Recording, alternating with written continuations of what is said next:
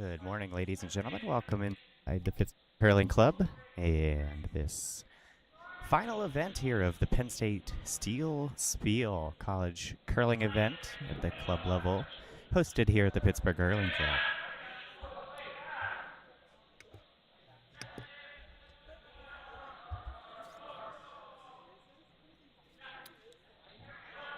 The action is live here in the first end of our final match between the Rochester Institute of Technology and the University of Toledo.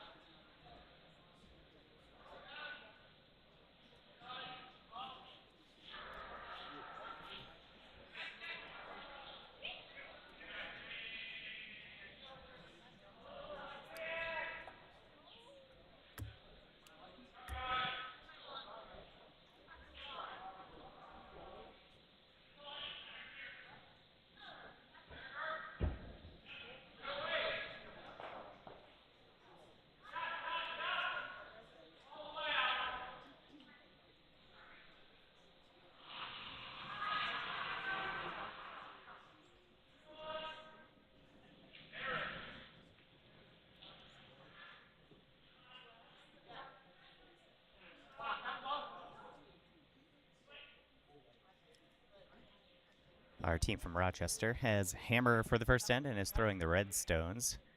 Toledo throwing yellow.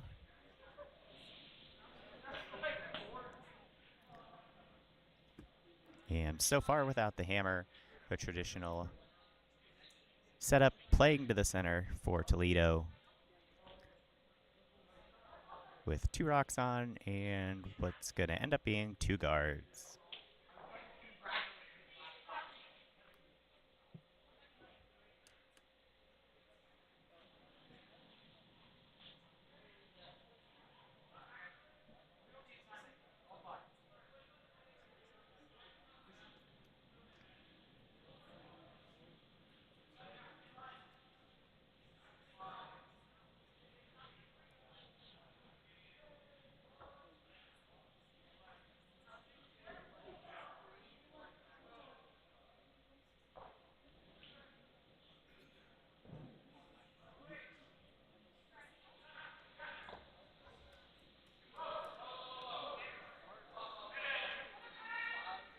And able to make contact with 1 guard there and start to make a little bit of room.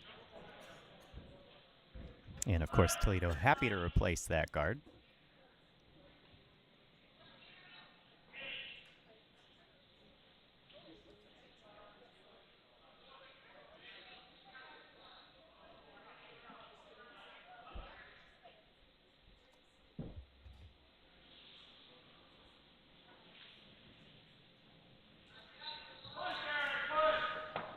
And this one floating a little bit on them, makes contact with their own stone,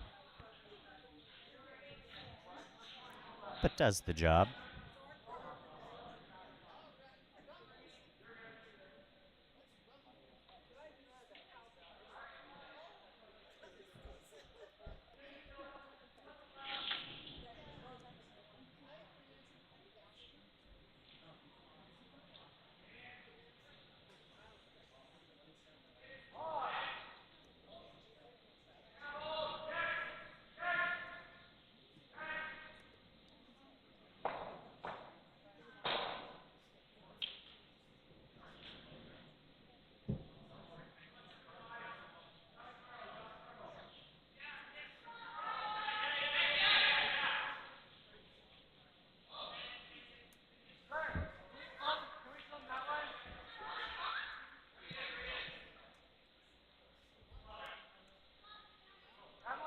And Toledo very content to continue to play to the center of the sheet here in the first end. And just work on guarding that shot stone. that is just touching the top of the forefoot.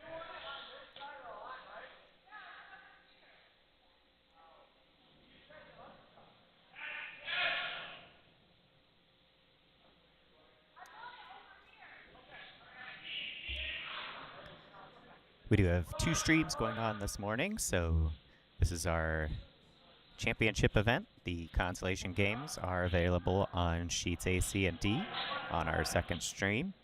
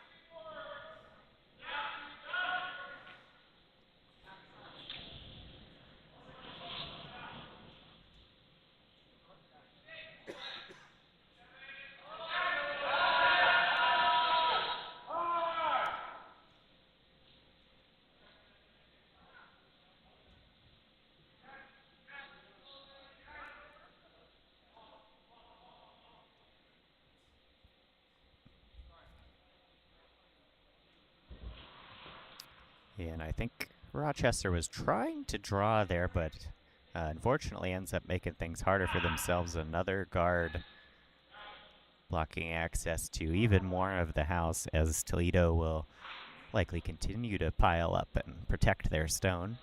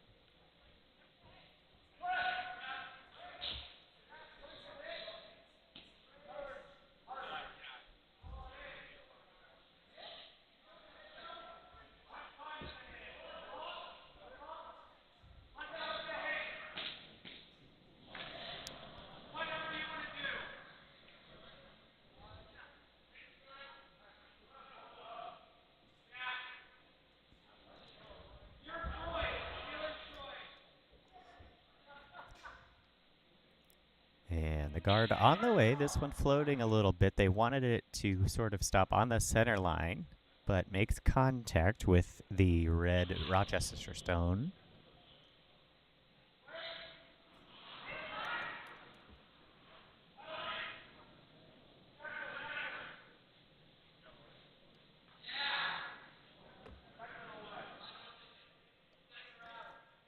So leaves a little bit of space for Rochester to work here.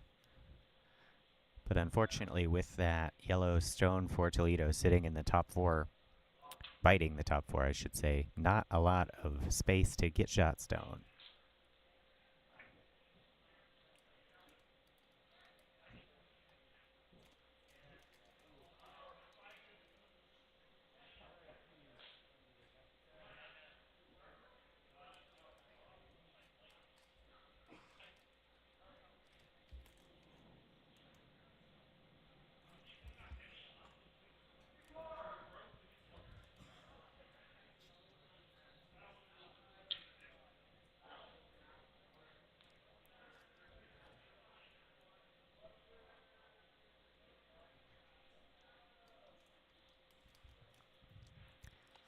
So a draw on the way here. They can need to sweep this as far as they can. And that's not a bad result, although it does sit basically fully exposed. And if Toledo is able to hit that out, boy oh boy, is it going to be tough. And they may not even go after it since they're already sitting 2.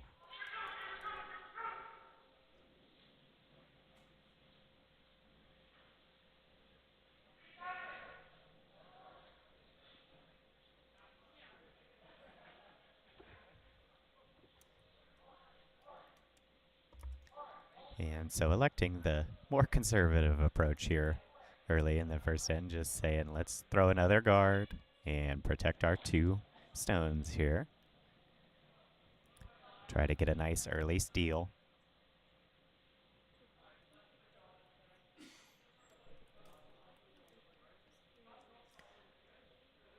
On the way this is light, they are going to need to do a lot of sweeping here just to get this over the hog line. Pushing, pushing, pushing, but it doesn't quite have enough and comes up short.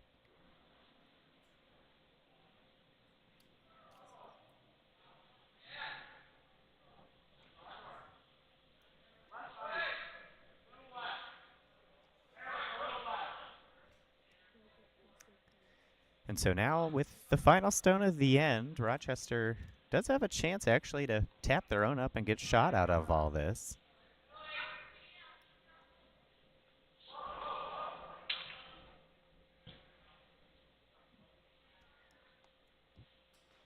So we'll see if they can change the end around here. If they can just tap it even 3 or 4 inches, they can cut Toledo down to 1.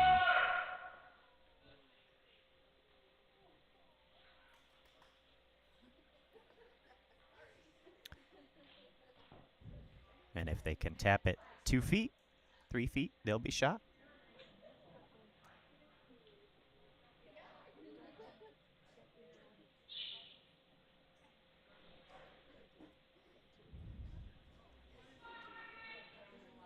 So we'll see what skip for Rochester, Liam Hazard, can come up with here. Does he have the tap?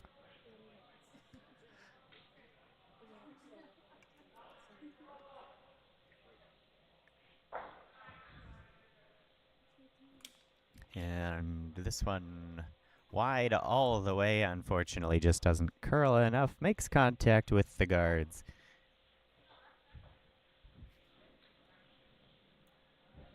And that's going to mean an early steal of 2 for Toledo in the first end.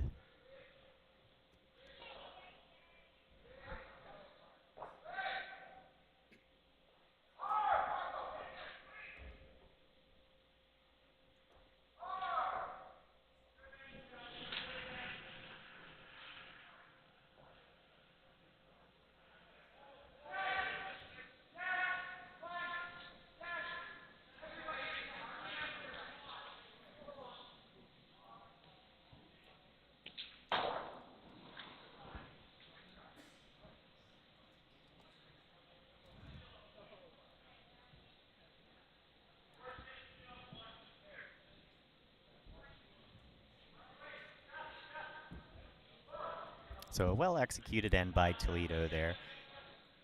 Got a center guard up, put a rock underneath it, and able to protect it the entire time. And they start the second end much the same way, playing to the center of the sheet, but this one a little heavy and floats to the back 12.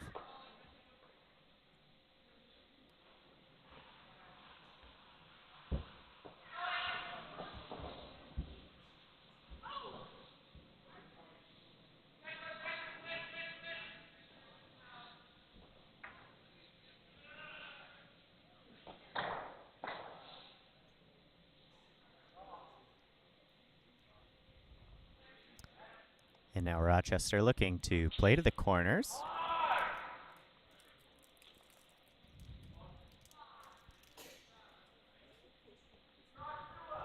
And they'll take this one all the way over to a biter.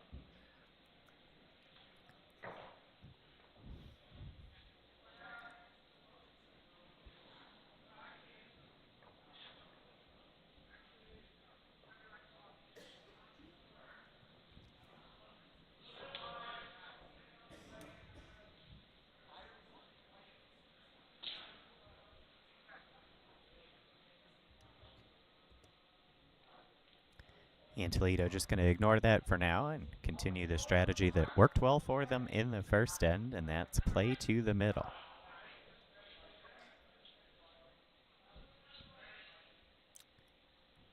This one also sails just 2-3 inches more than they wanted it to and ends up being a biter, so Rochester immediately deciding, let's get this out of the way.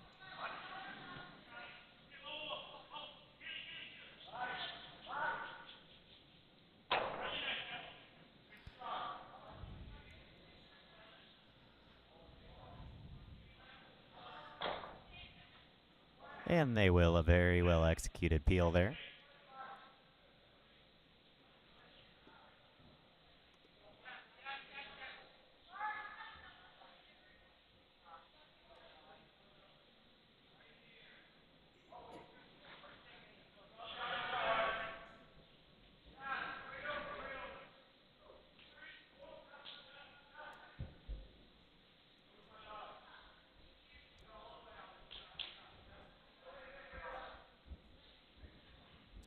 Rinse and repeat here for Toledo. No reason to change your center play strategy at this point.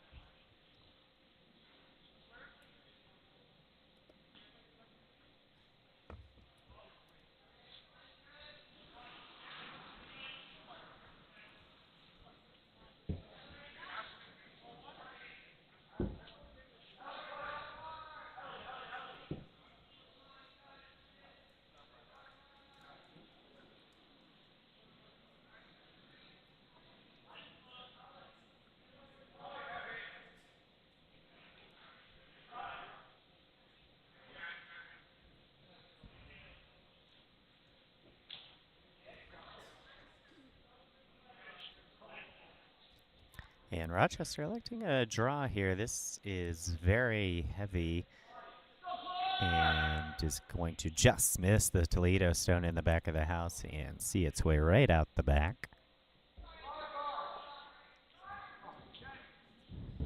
And so the call from the Toledo skip there immediately to guard that exact same hole.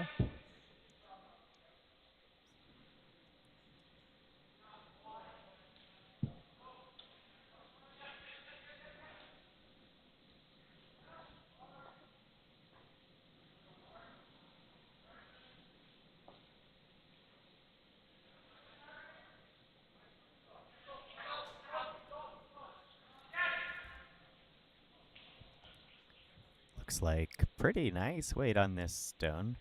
Maybe encouraging it to curl a little. And now letting it settle very nicely. And a great throw there.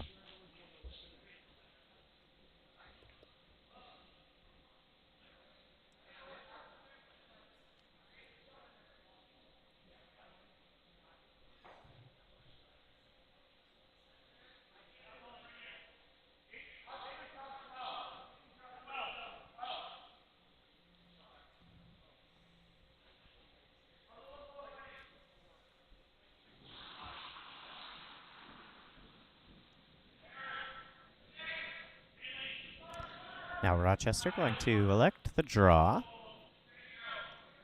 Haven't thrown much down this side of the sheet, so the weight's going to be a little different. And the sweeper's on this pretty much right away. And it's just not going to have the juice.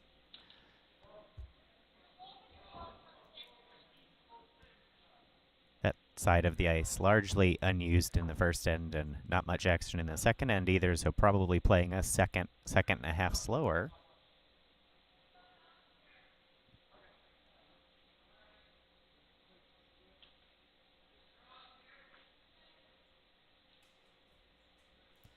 Of course, as rocks are thrown over certain areas of the sheet and as the sweepers are breaking down the pebble with their brooms, the ice slowly speeds up between the first and third or fourth end.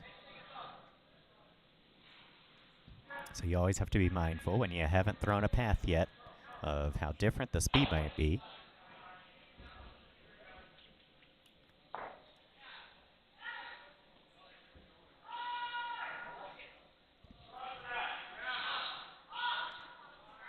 And another guard here from Toledo.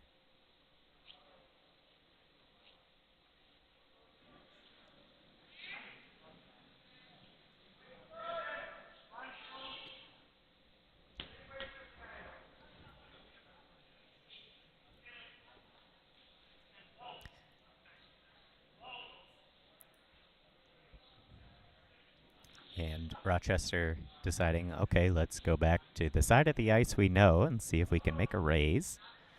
So electing to tap their own stone.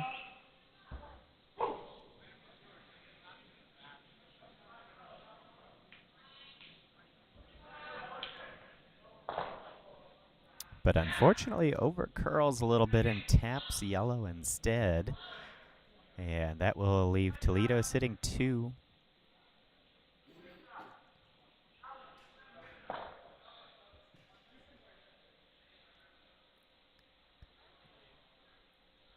Rochester does have 2 biters, so if they can find a way to turn this end around, they've still got a chance for a good setup here.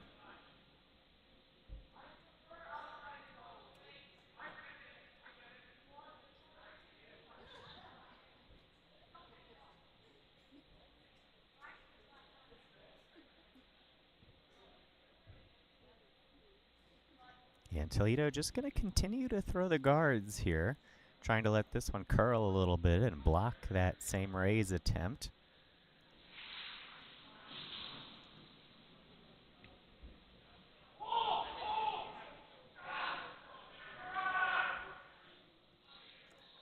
And that will pretty much take that away. So now Rochester, no choice but to clear some guards out of the way.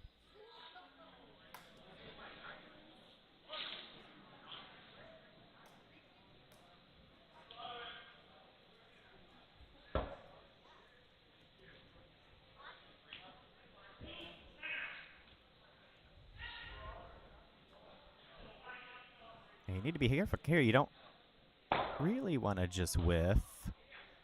It kind of works out for them in that the sense that they are shot stone now in the back of the house.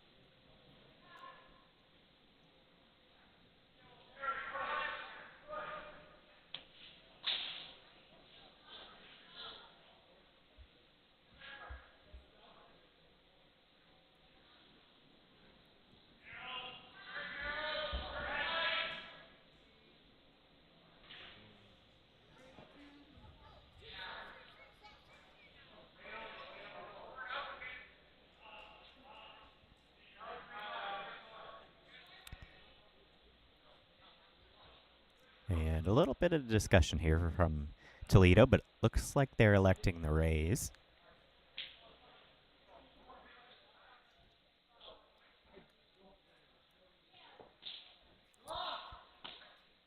So she'll be looking to just throw a back 4, back 8 weight shot here. Come in, hit this yellow.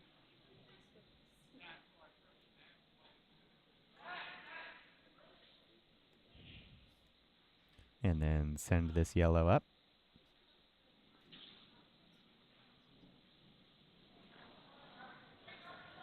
Touching the 4 foot somewhere.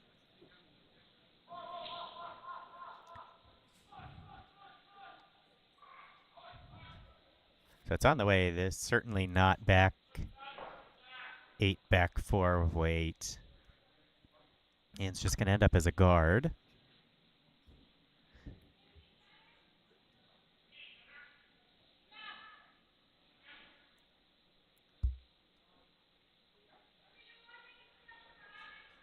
So it does take away the center there. But with Toledo only sitting in the 12-foot, Rochester plenty of space to work here if they wanted to draw around to either side. And easily get 1 or 2 more rocks into play. But it looks like they're electing to play into the middle again here.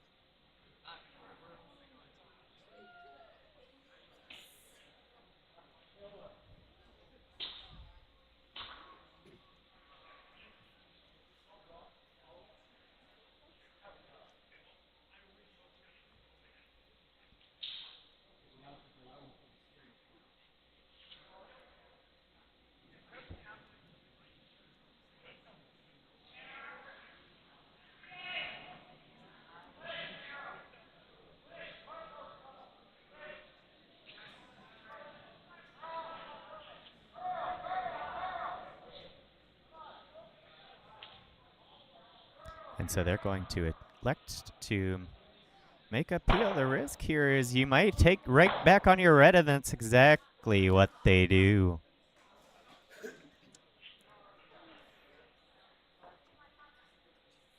That's the risk of that throw. You had both wings to throw draws, and when you elect that peel, if you're dead on the nose, not much good could happen.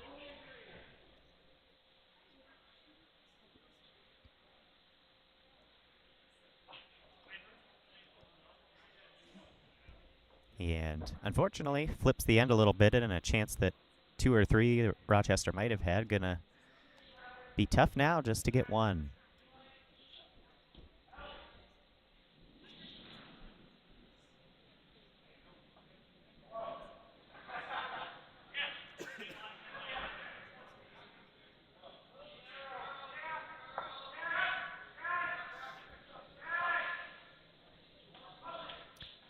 So Toledo wanting a guard here. This is light and tight.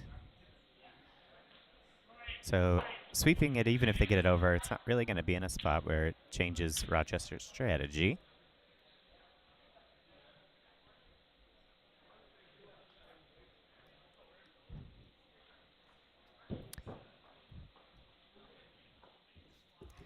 And now basically he's got to throw the same shot he just did. Didn't quite mean to do it last time. This time it'll be on purpose.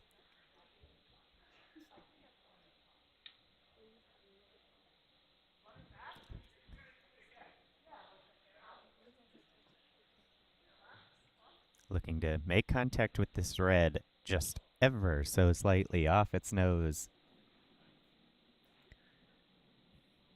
And send it back into that yellow in the back 8 foot.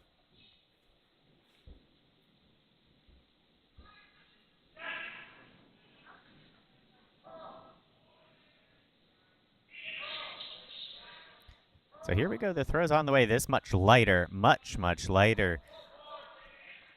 This is just a raise weight, not a hit weight, and it's going to over curl.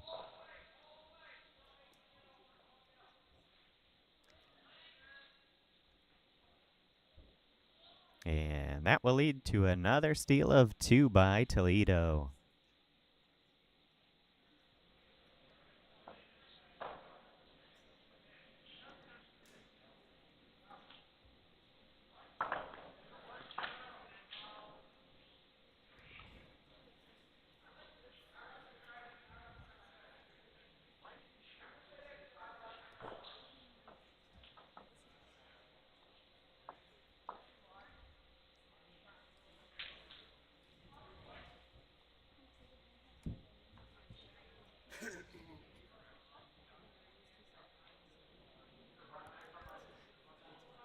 So we'll head into the third end. Toledo up 4-0, and we'll see what Rochester can come up with here.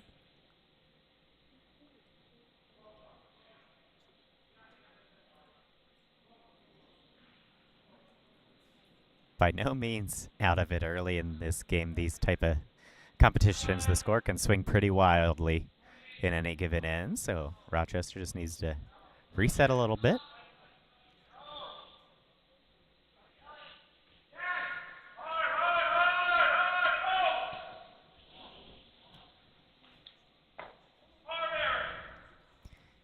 And if you're Toledo, no need to change what's been working. So they've been playing to the center, and they'll continue that.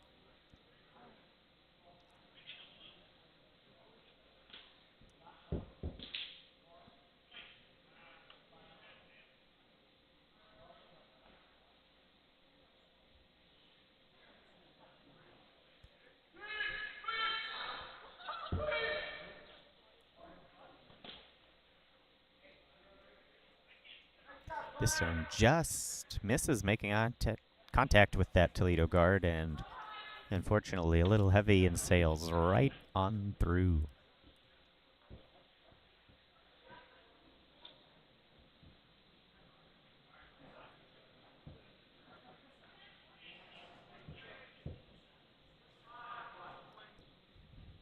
Sweeper on this one immediately out of the hand. And that held it a little straight, so now got to encourage some curl here. And there it goes. Just sneaks around the guard. And what a tremendous shot there. Puts it just biting the 4-foot circle.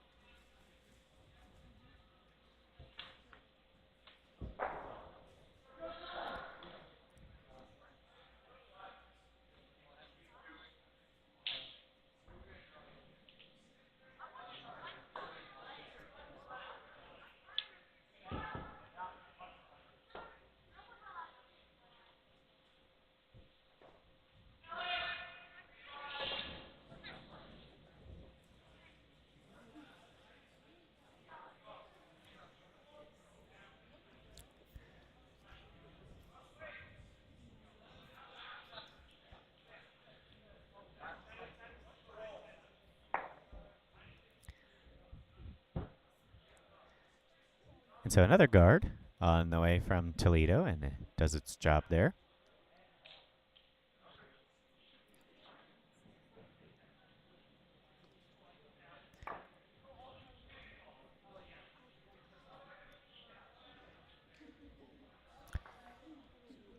And Rochester electing to jump to the peel here a little earlier than they did last end. So realizing the strategy from Toledo here is really paying off, that they need to keep the middle clear.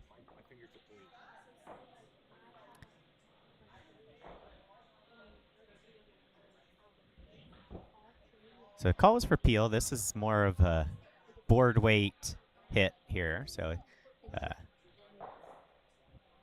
certainly not going to move everything out of the way, but does make contact with one.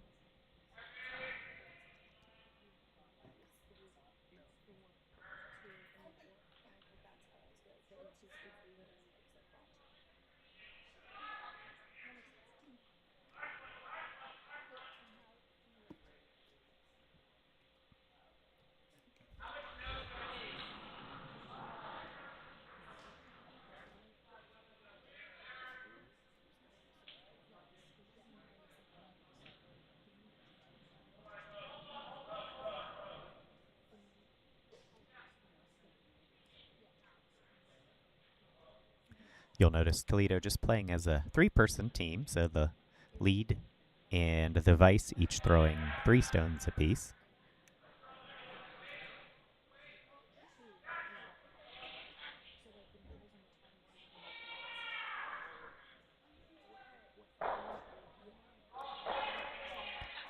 And so another guard in play there for Toledo, but it overcurls a little bit. And now if you're Rochester, if you can find a way to double out 2 yellows, you're actually not in a bad spot, as all these guards from Toledo that are working their way out to the corners could end up in your favor.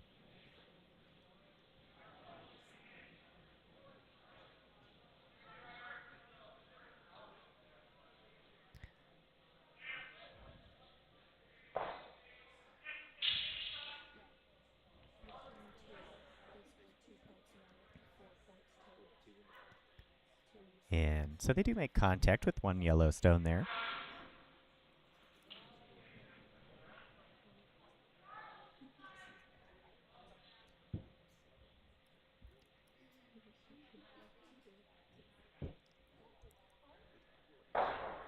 The strategy by Toledo here to continue to throw all these guards, very effective oftentimes at club level curling, as you're asking your opponent then to make 1 or even 2 doubles to have a chance, and just not a high percentage shot at club level curling. So Toledo happy to continue this strategy, although this one hangs out pretty wide.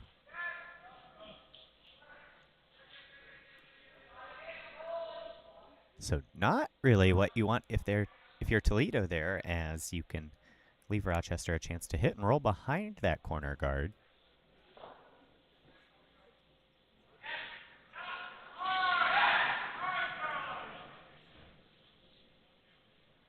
And that's exactly what they're going to try. So the stone on the way here, encouraging it to curl a little bit. And it does get over just enough to make contact, but not quite enough to clear the yellow rock out.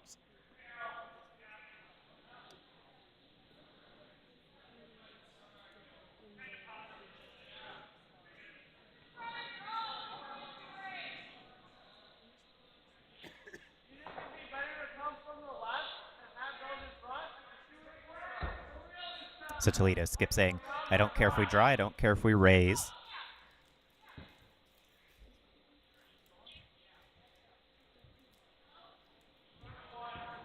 So they're happy either way, whether this rock makes it around the guards or taps one of the guards up.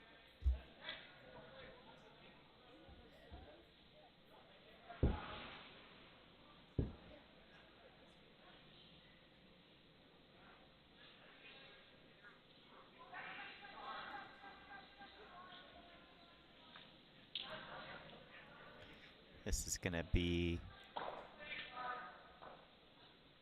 a little in between. Makes contact with the high yellow instead.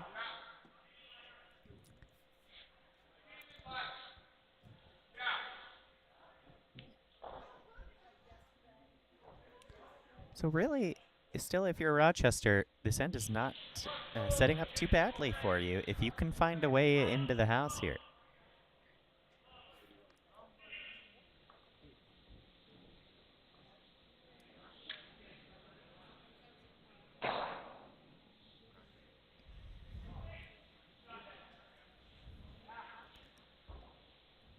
So the final stone of the end from Vice Rice Hazard.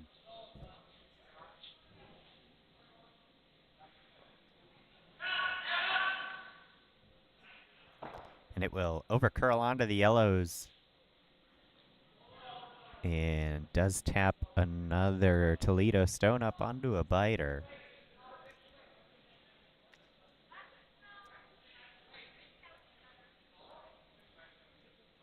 Both teams so far just haven't quite figured out the curl of the ice. There's 5.5, 6 feet of curl, and oftentimes they're only giving their shooters about 4 feet of space.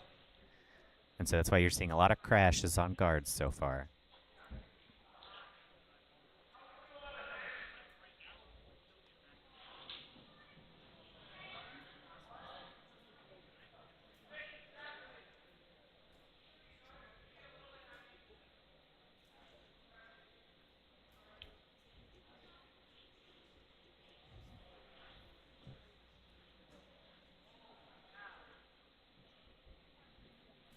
So on to skip stones here in the third end.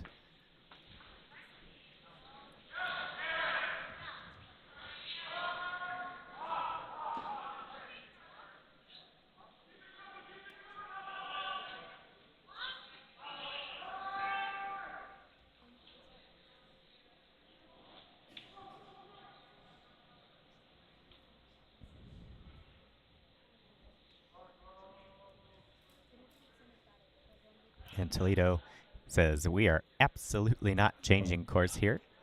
Throwing in another guard.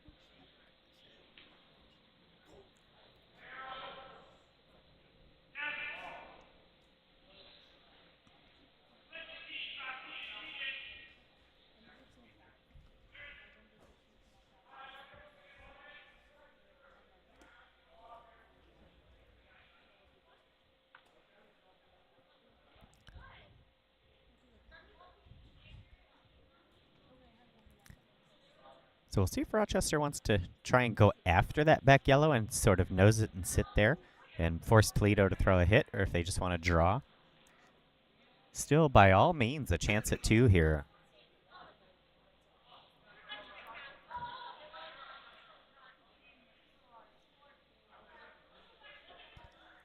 Now again, because of the amount of curl, if this is a draw, this is very tight ice.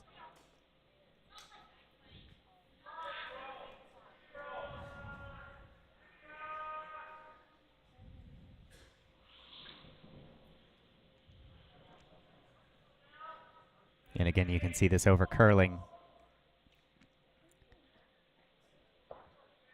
And we'll just tap a yellow guard.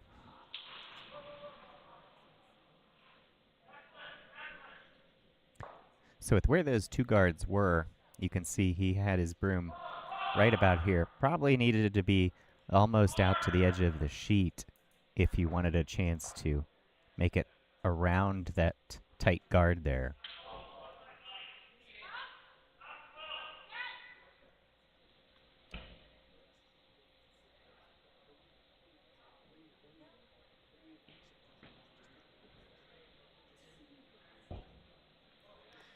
And now Toledo going to elect to try and take away that path as well.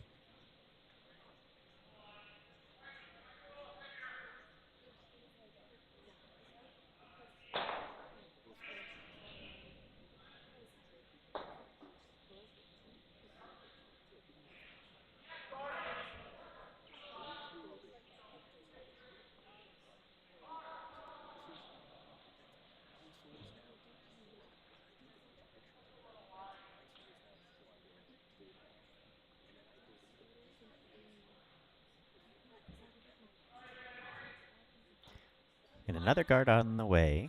This one's got a lot of work to do to curl over to a spot where it's going to take away that ice, and it will not make it quite over there.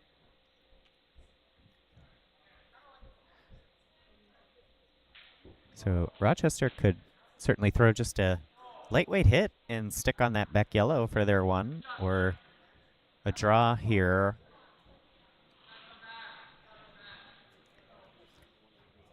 Now again, you can see because of where this guard is,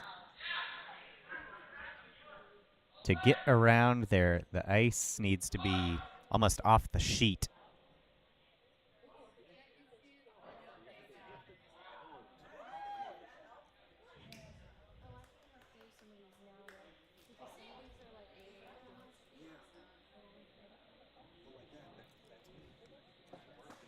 Final stone of the third end. Now he knows the ice is going to be slow out here, and it looks like he made a nice adjustment on his weight.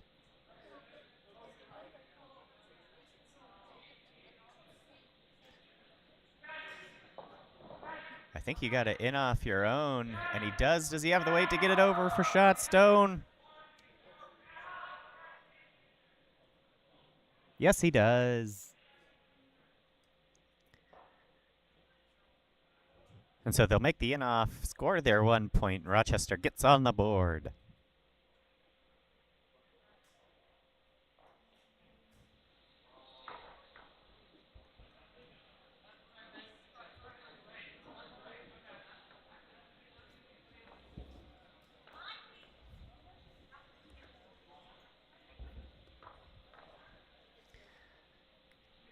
So we'll head into the fourth end with Toledo taking a 4-1 lead with them over Rochester.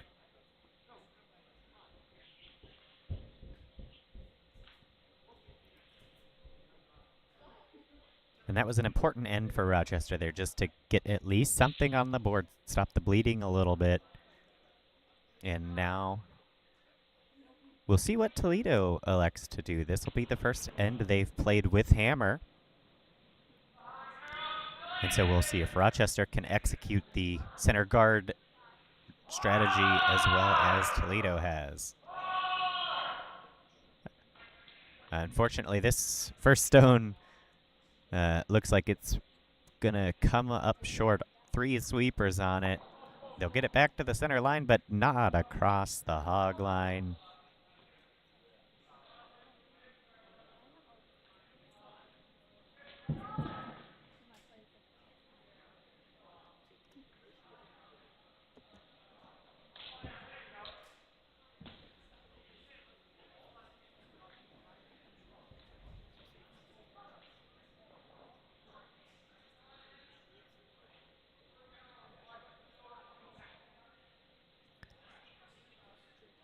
And so Toledo does change their strategy, and instead of going to the center, says, okay, we have hammer, we'll start to play to the outside of the sheet.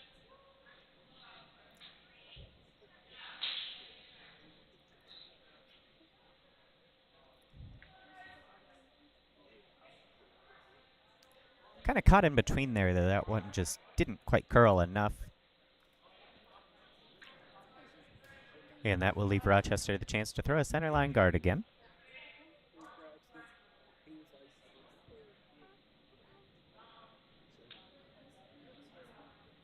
Always tough adjustment when you just hogged one to try to find the weight you need to get the guard without throwing it into the house.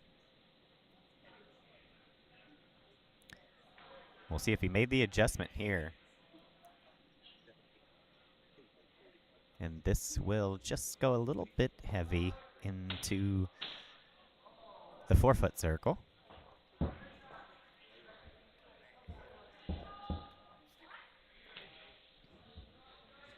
Like I said, that's always a tough adjustment mentally to say, okay, I just hogged this. Let me throw it 4 feet, 5 feet further, not 10 feet further.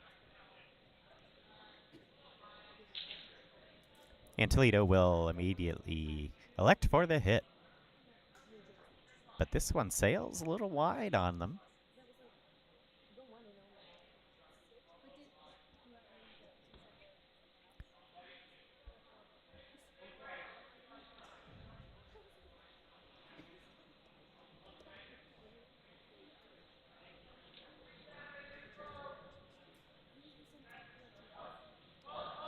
And that's going to let Rochester throw their center guard now and try to play for the steal.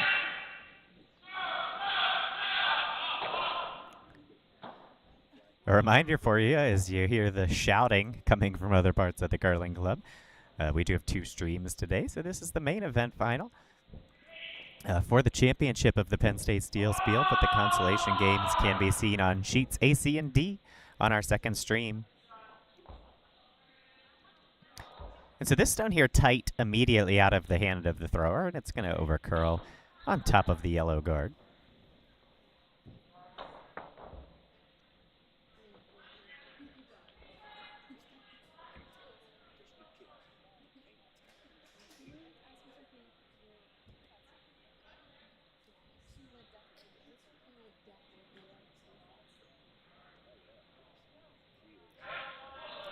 And so Toledo will try the hit again.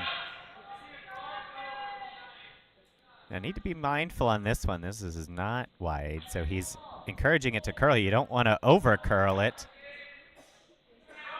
And just makes enough contact to get it out. Almost a little too aggressive on the sweep call there.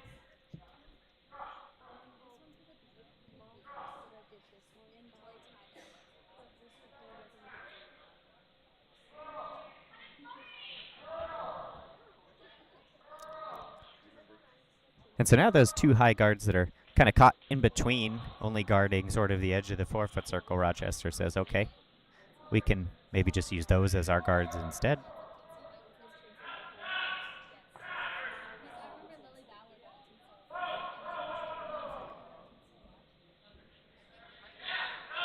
And so now the question is, can they keep it around this yellow long enough to get underneath there?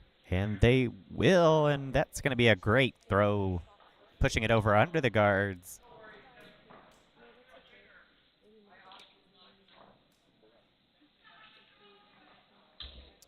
So Rochester sits 1 in the top 4. You can see looking straight down the sheet there, it is basically completely undercover. Although there is enough curl here today that with a backline or a hack weight tap you could get to it.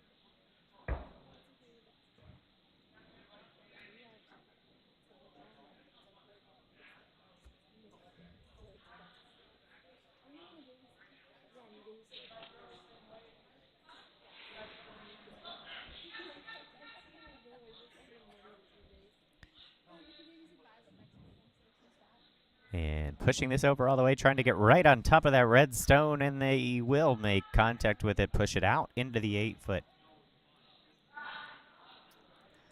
Their shooter does roll right to the button, And so you see the skip from Rochester there, tapping the corner of the stone and then tapping the ice right next to it, saying, I just want to tap this on its corner and I want my shooter to flop right beside it under the guards.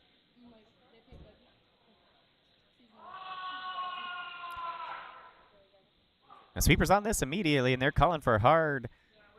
Holding it a little too straight, though. Now need to curl it. And they'll make contact and split the house, so not a bad result there for Rochester.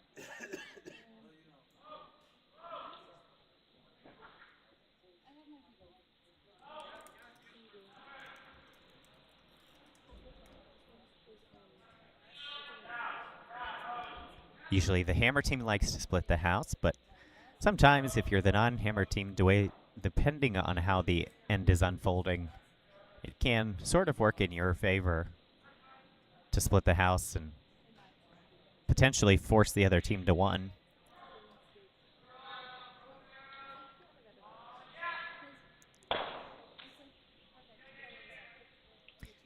And Toledo able to make the hit, but loses the shooter out the side.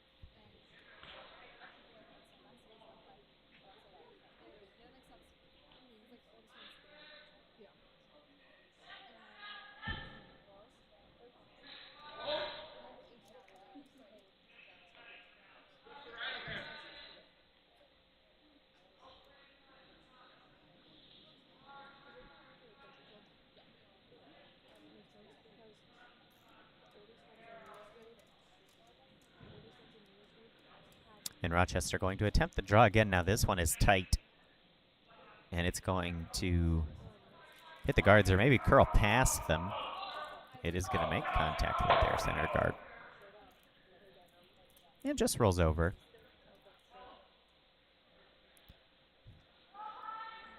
The result there, though, if you're Rochester, you've blocked your stone that's in the 8-foot basically completely, other than to draw on top of it.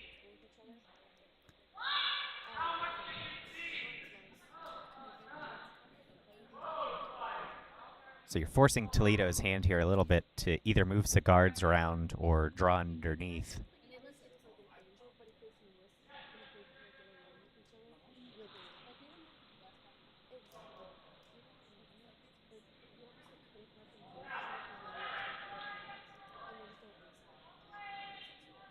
And they're electing the draw, pushing this over now, trying to make sure it gets under those guards.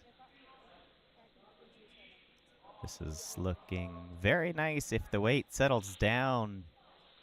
And it does.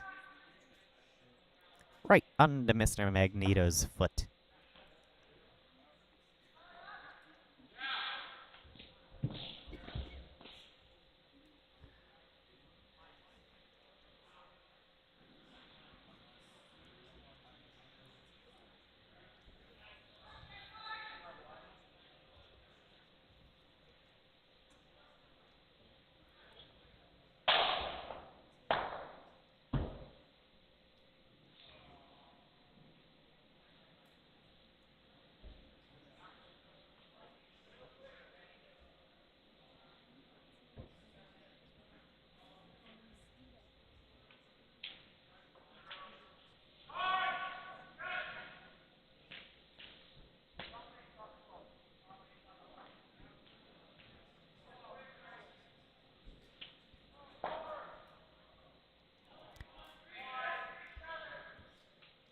And so now we'll see if Rochester can draw right on top there.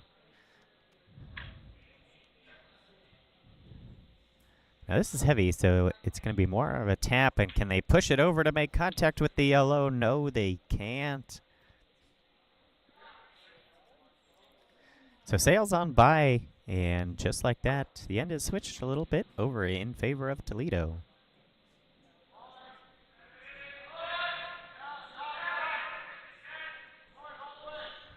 You can see the skip there says, okay, let's take a little more ice, leave this high, and block that path.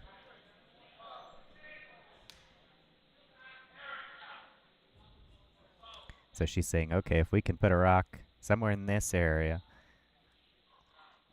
it'll block Rochester from drawing on top of us and leave us something to tap with our final stone.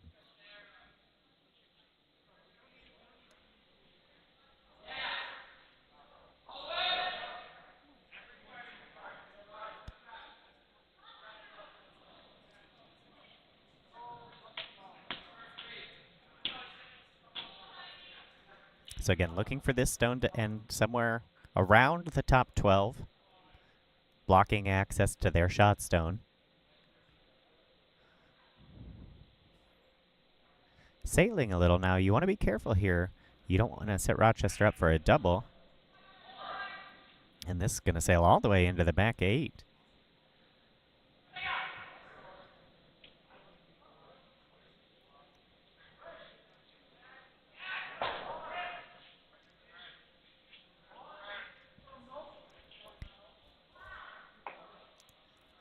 And now the skip for Rochester will have the same shot he just threw, basically. See if he can nail the draw right on top of that yellow stone in the 4-foot.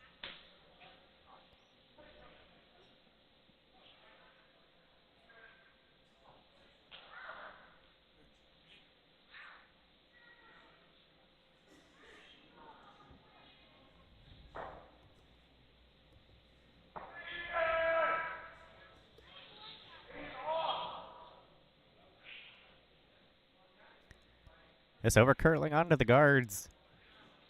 Now this could be a disaster if it hits that yellow stone in the wrong way.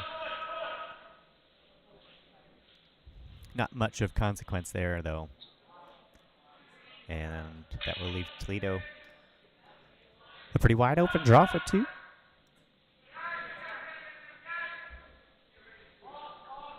We'll just need to get this rock to almost bite the 4-foot.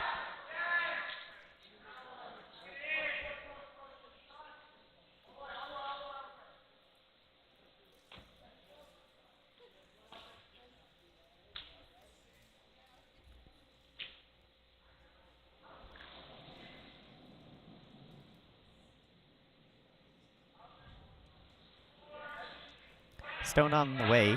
You have some backing.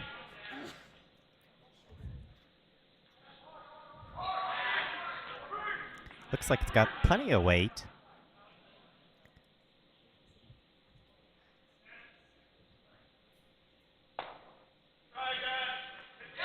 And I think a little bit of an unfortunate result there. Just 1 for Toledo. I think they were trying to keep the weight off and hoping it would bite on its own. Potentially, if they swept that a little bit and made contact with just 1 of their own stones, they might have still gotten 2. Always tough when you're caught in between the line and the weight calls like that.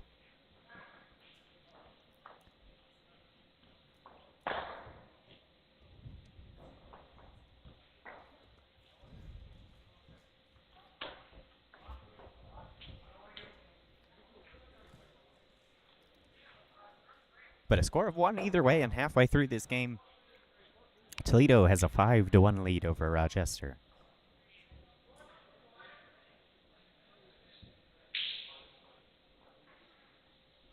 We want to take a moment here as this game continues to thank our many sponsors here at the Pittsburgh Curling Club.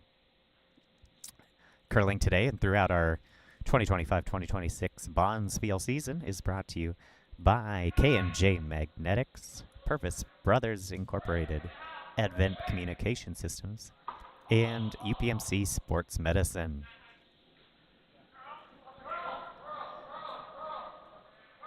We'd also like to give a special thank you to the Pittsburgh Sports and Exhibition Authority, a sponsor of our Bonspiel season here at the Pittsburgh Curling Club, and a great partner helping to promote sports all around the region here in Pittsburgh.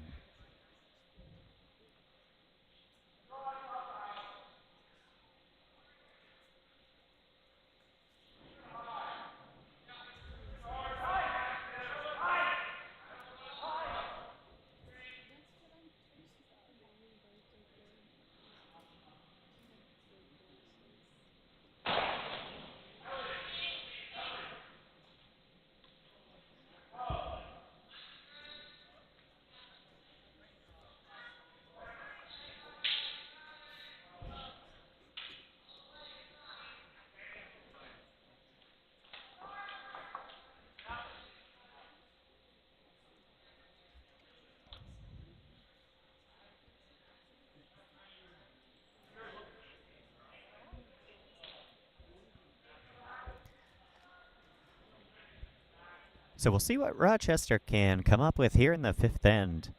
Unable to put together any major scores so far. But again, at club level curling, anything can happen, so this game far from over.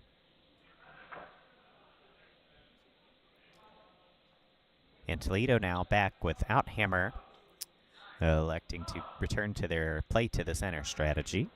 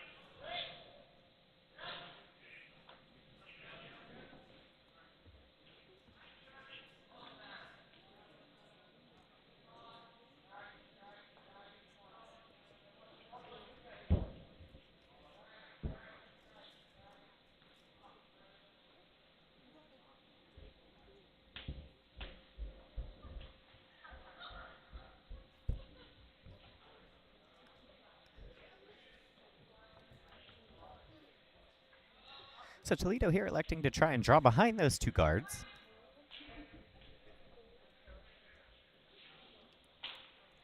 And does get into the top of the 8-foot. The rock is slightly exposed, throwing from the right-handed hack, but Rochester electing to go at it from the outside and try to make this shot with a raise instead. Try to tap their own red up onto the yellow so that the yellow is removed from play and the red sits under two guards.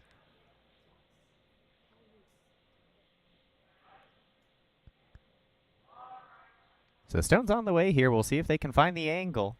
This is over curling. Just nibbles the yellow guard there.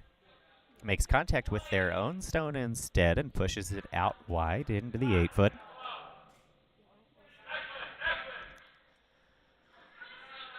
So we'll see now what Toledo elects to do. This could set Rochester up well if you don't make contact with these two stones.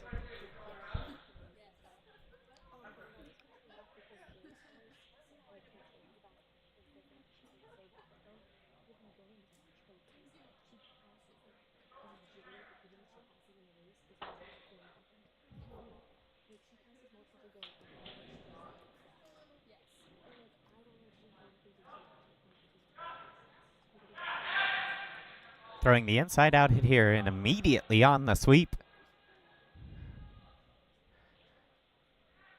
Sweeping all the way. And this, for curls just an inch. So it does make contact with one Rochester stone and remove it, but leaves the other. And that's the risk of throwing that inside out there. Even if you don't overcurl, if you make contact on the inside, you jam the reds into each other. And if you overcurl, really no chance to make the double.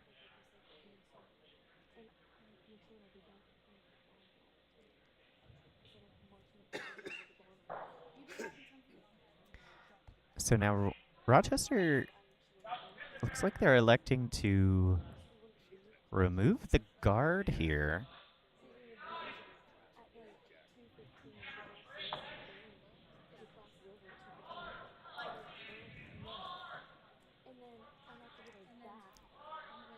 And this is wide.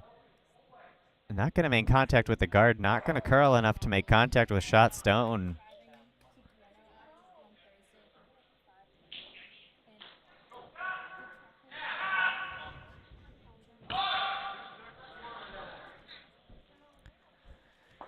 Boy, I don't know. You had a chance there to split the house. with just a tap on the yellow shot stone, and instead elect to try and go after the guard, and that's going to give Toledo now another chance to remove your red stones and take away your split.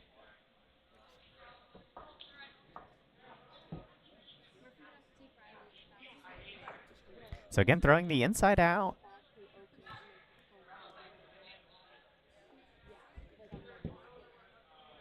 Sweeping a lot, but this needs to curl. And it will not curl, so both teams, some crucial misses here in this fifth end.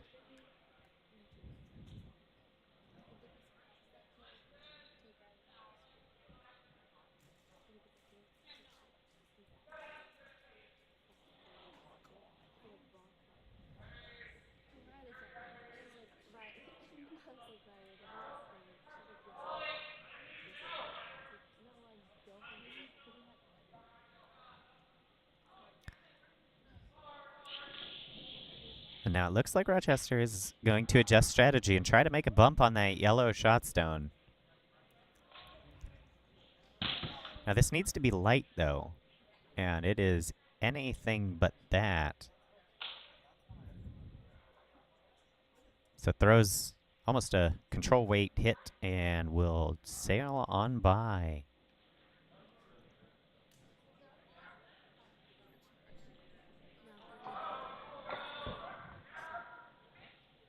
So it looks like both teams a little bit in their heads here with some misses and some back and forth strategy changes.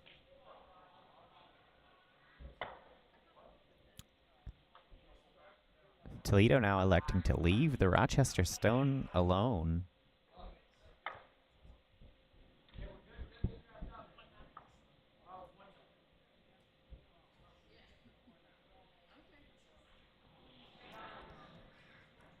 What they're probably thinking is, well, Rochester's thrown this shot twice. At some point they're going to make it, so maybe we should take it away.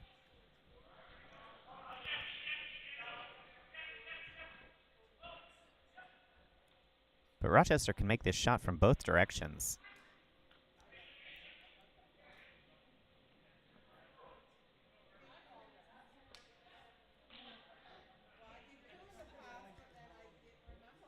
And so Rochester going to call for the double here.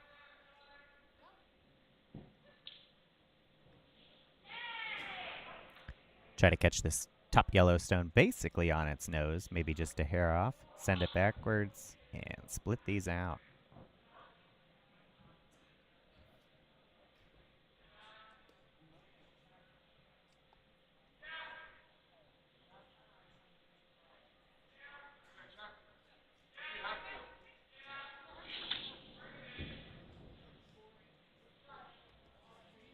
And the hit's on the way.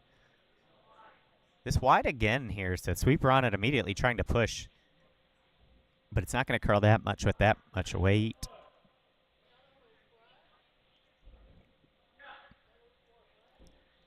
And that sails through, and now we'll see if Toledo elects to try and get that red out of the back 12 there. And just hit it and roll their shooter away.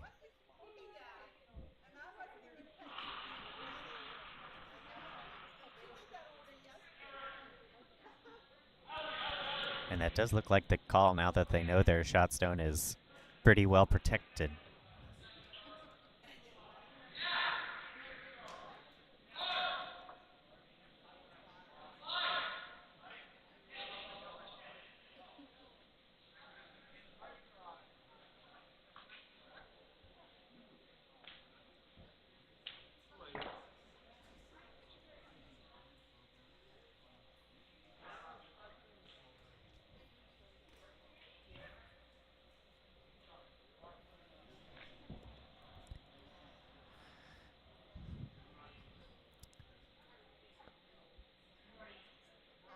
I guess looked like that's what they were talking about, but this is certainly just a draw or a guard. It's over curling and light.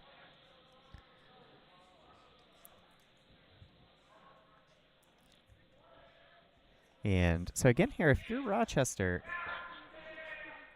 you know, as they remove this stone from play, you certainly could come in this way. There is plenty of curl here. You could get to that yellow stone and bump it back and have a split house.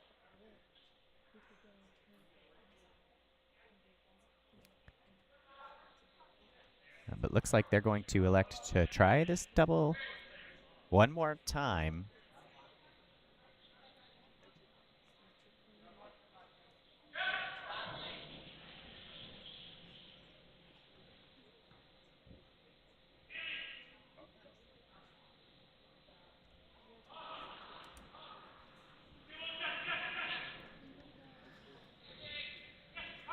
So here we go. We'll see if the skip can find the line.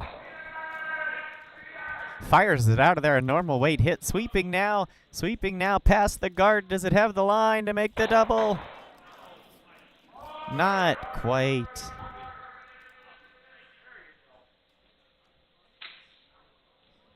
That's a tough shot there. You had to get past the guard, but then you actually needed it to curl another 2 or 3 inches to make the double. So they do clear the guard out of the way. Their shooter does not roll on. So it leaves Toledo sitting 1.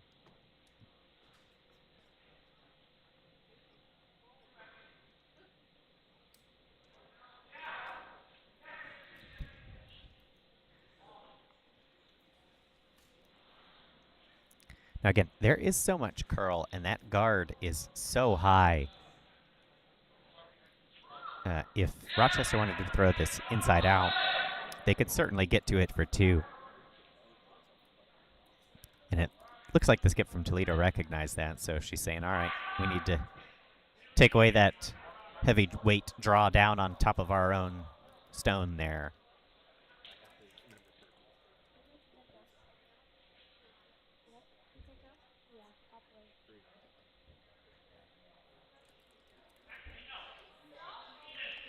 Having some discussion with her sweeper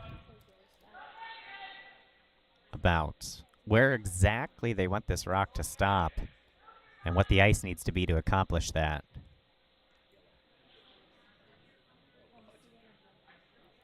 And now changing to throw the other handle.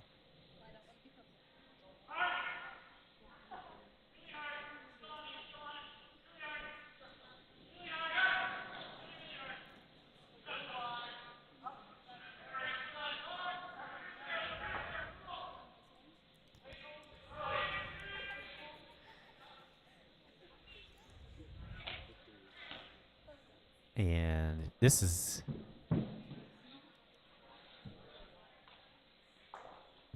not sure it's going to make it down to that red. It's not. I think they decided at the last minute to switch and try to almost freeze on top of that back red.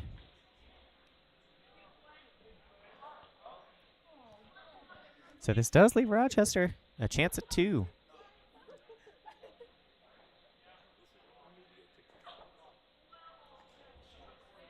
Again, there is so much curl. They can absolutely get around that high guard, bump that yellow out. But you got to have a lot of weight to do that, and this is a lot of ice here for that weight.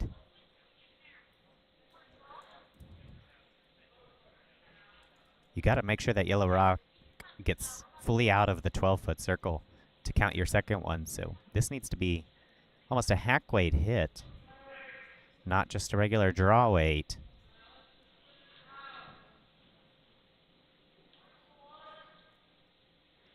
And this is very light.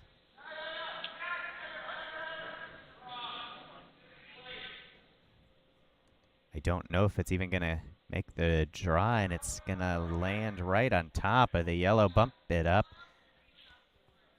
And a steal of 1 for Toledo.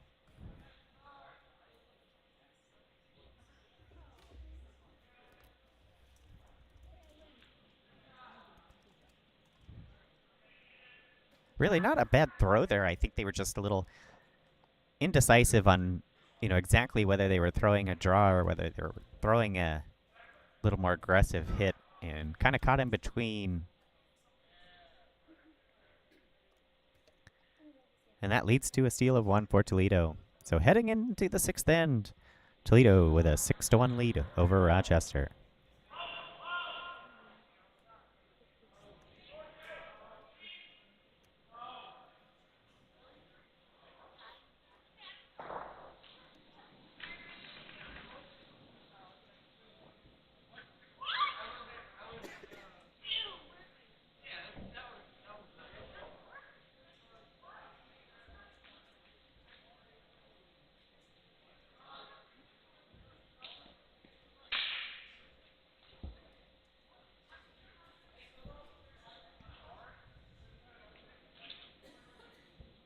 And Toledo, as they've done so well throughout this game so far, playing right back to the center.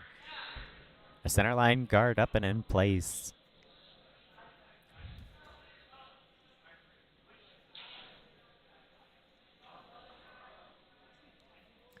And now Rochester saying, all right, our strategy out in the wings not paying off, so let's try and just get under this guard now before Toledo does and see what we can do from there.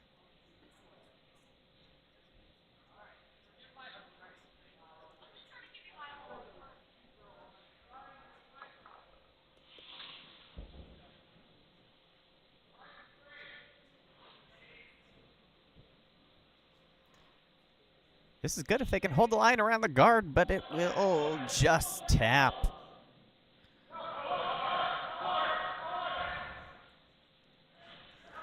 And the no-tick rule in play here, so that line was touching the center line. That guard, excuse me, was touching the center line. So because it was bumped off the center line, it's removed from play. The red stone is removed from play. Toledo gets to keep their guard in place. And will now elect to throw another guard or draw to the center. They'll be happy with either one.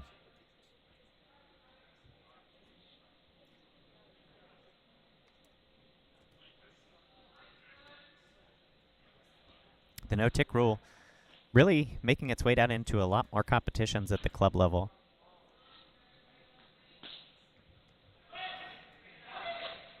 The idea being that without it, really, you can make a bad shot and actually get rewarded for it. You can completely miss a draw, and all of a sudden you end up with split center guards or split corner guards or different options, all from a mistake. So again, to try to encourage scoring, encourage more aggressive play, that center guard no-tick rule making its way into more and more curling competitions.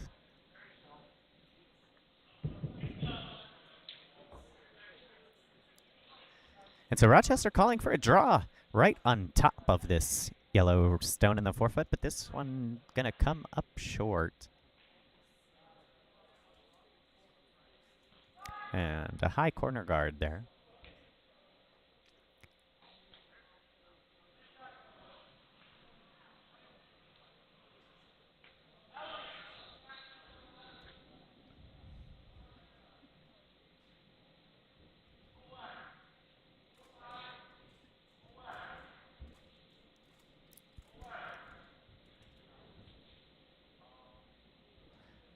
One key difference so far in this game, and you're seeing it unfold on this exact shot, is that Toledo has elected to really play down the middle of the sheet much more.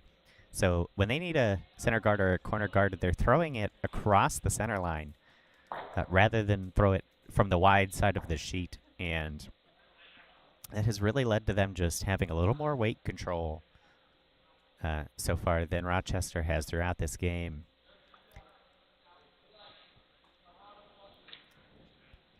Seems like they've decided, like, hey, the outsides are curling a lot, and we're not playing out there much, so it's slow, so let's just stick down the middle. And so far, good decision that's paying off for them.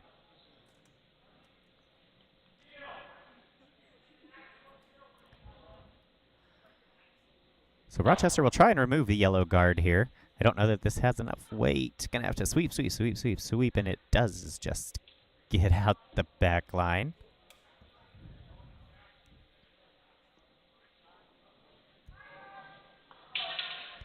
So it does remove one guard, but the shooter basically stays in place as another.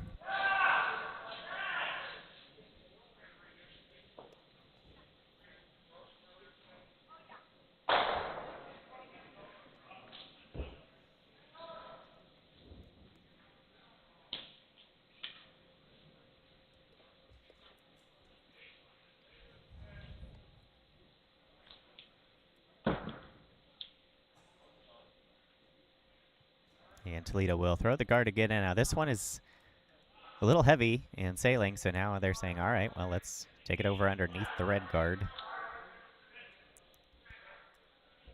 Kind of ends up stuck in between, but partially buried under that Rochester stone.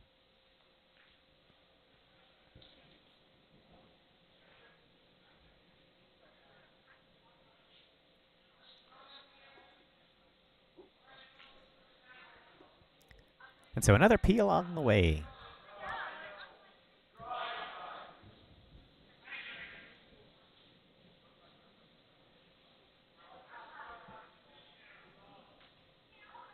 This one a little more weight here, but I'm trying to add the weight through it a hair offline. Does remove one guard.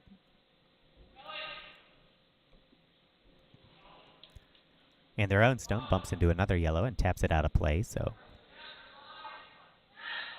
partially what you needed.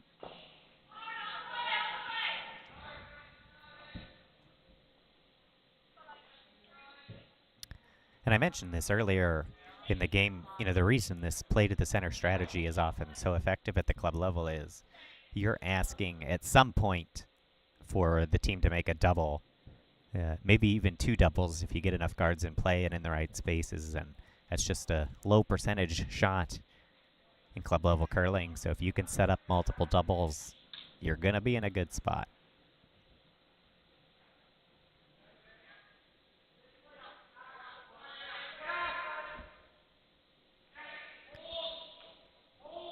And another just well-executed guard there from Toledo. Puts their stone right in front of the Rochester stone. And Toledo here, every rock that you force Rochester to waste with a peel is one less rock they're using to try to mount a comeback on you.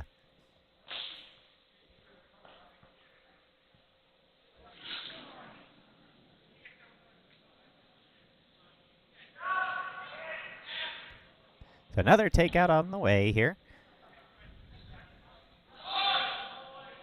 We'll see what they're able to do. And does peel one.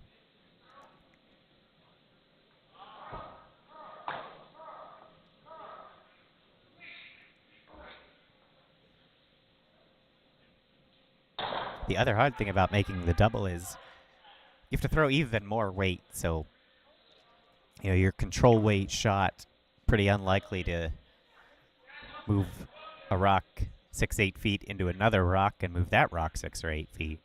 So you got to throw normal up peel weight.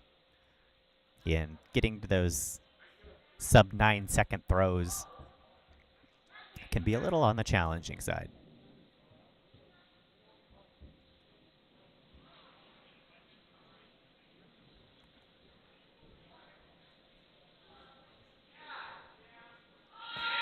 So Toledo will try again to put another guard up in front of that Rochester stone and make sure they can't try this run back. And once again, Toledo just on top of their game with their guard play today.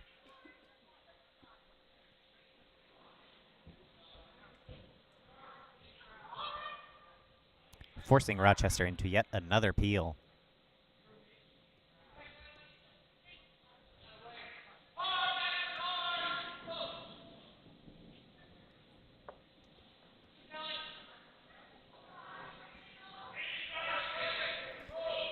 This one is wide. Makes it around the yellow. Garden is going to make contact with their own stone.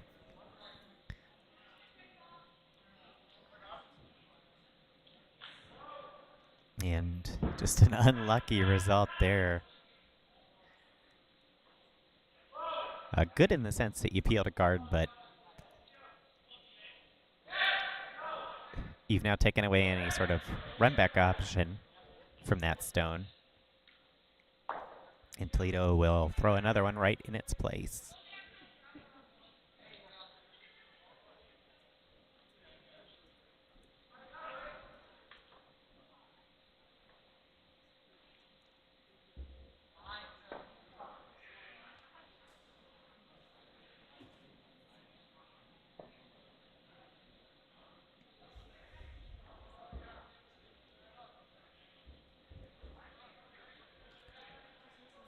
Although there's so much curl, I think if you're Toledo, you'd probably prefer to end up a little wider with your guard and take away any sort of draw down on top of your stone in the back forefoot.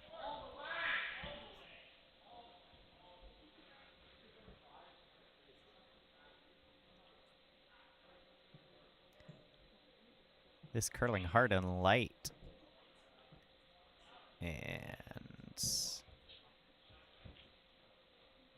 just sneaks over the hog line.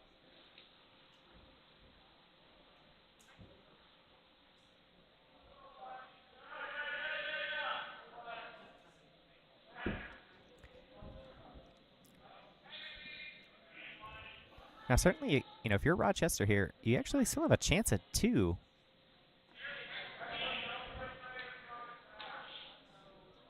If you can make a draw down onto the 4-foot on top of that yellow, you could stack 2 in there.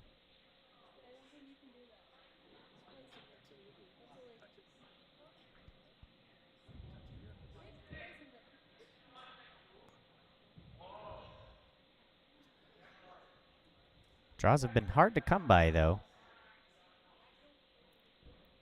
And they've got to go on this one. Gotta go get it all the way down in there. It's gotta be shot. It's gotta go.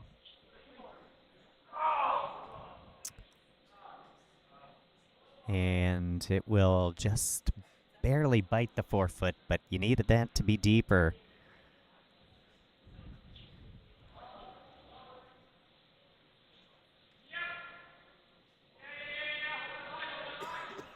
It's still there, though. Toledo, of course, going to try and take it away with a guard. But you could throw a similar shot, bump your own stone up onto that yellow. That one really close. I think they were just thrown off a little bit by, they hadn't thrown that ice in a while. And again, the ice speeds up and slows down in a matter of a minute or 2 if you're not using it and not sweeping it regularly. So threw it slightly wider. It was a little bit slower than they expected.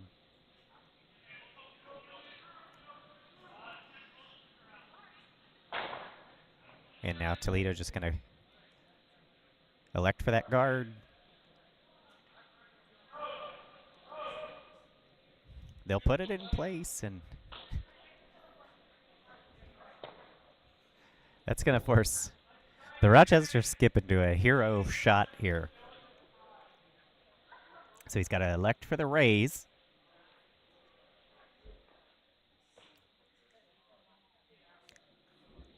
And you can see him discussing exactly what angle he needs to hit this red at. So that he comes in, hits that red just right onto that back yellow.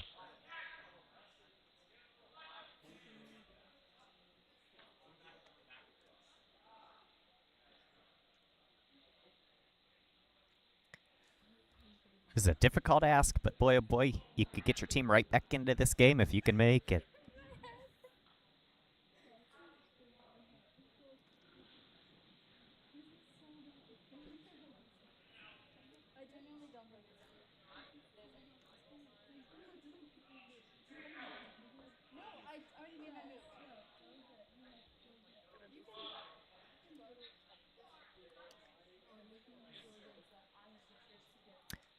So final stone of the 6th end.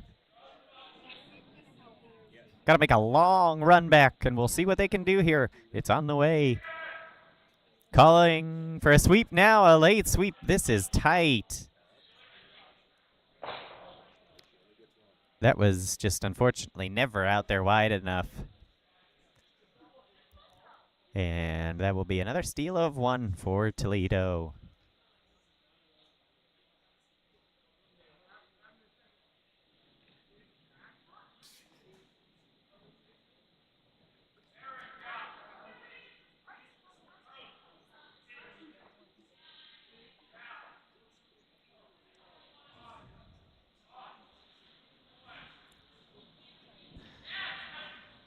So far Toledo has only had the hammer in one end of this game, but has just mounted a steady attack on the center of the sheet every end with just really strong guard play and drawing underneath center guards incredibly well, and has just dominated this game from the non-hammer position.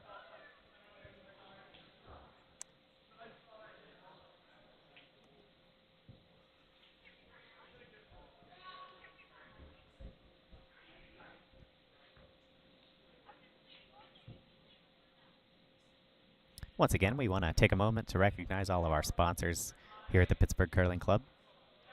The 25-26 Bonspiel season, sponsored in part by the Pittsburgh Sports and Exhibition Authority, a great partner for all the sporting organizations here in the region, helping to promote and grow sports in Pittsburgh and Allegheny County.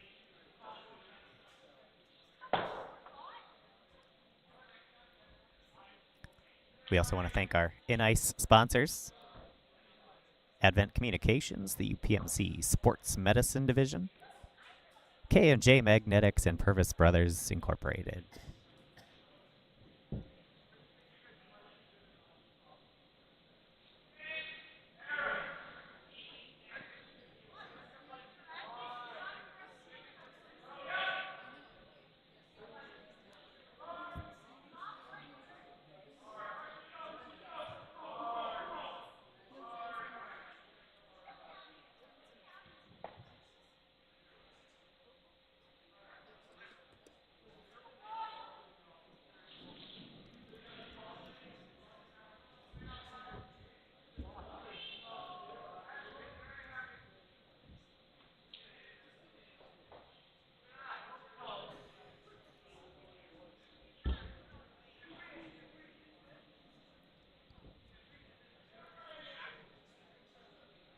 So Toledo here just continuing the same approach, playing to the middle.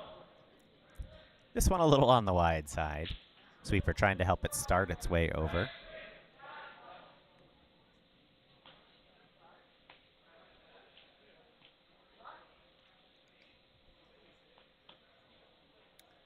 So that one sails a little deep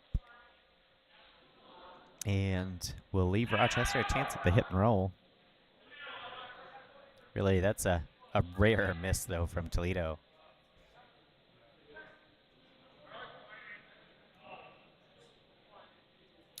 Daniel Mahoney, their lead, just been throwing exceptionally well today.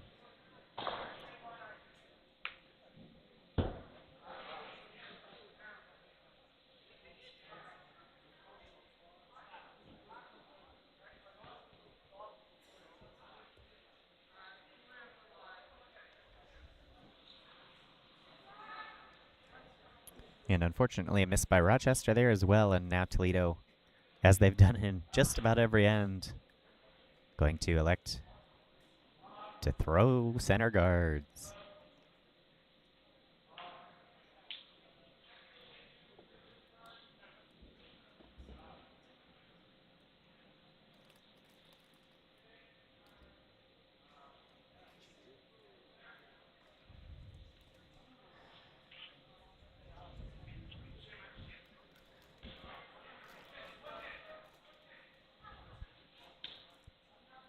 And so a little bit of an over curl there.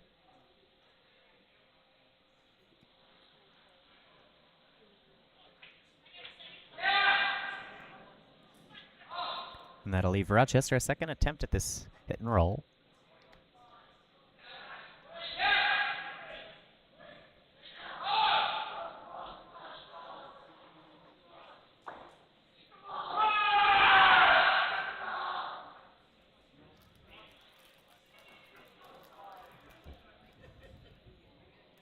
This stone needs to come back. It is hanging out there, hanging out there. And it just won't do it.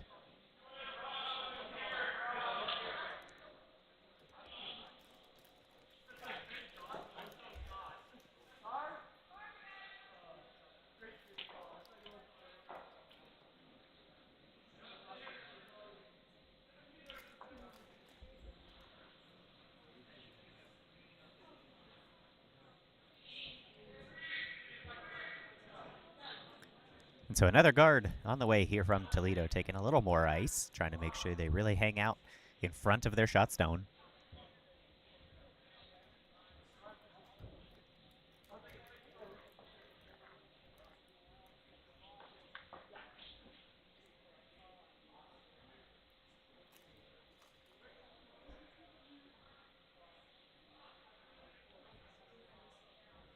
And this one does just that. So the hit and roll opportunity is no more, and Rochester gonna have to change strategies and start throwing some draws. The downside is Toledo sitting in the 4-foot. So your scoring opportunity is a very, very small zone.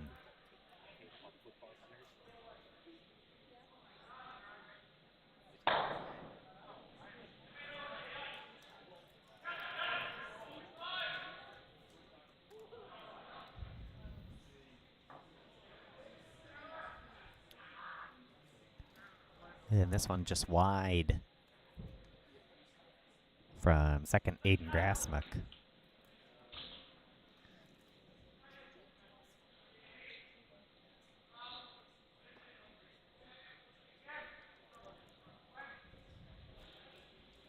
And the Toledo skip sweeps that to the back 12. And now Toledo again says, all right, we've guarded one side, let's guard the other.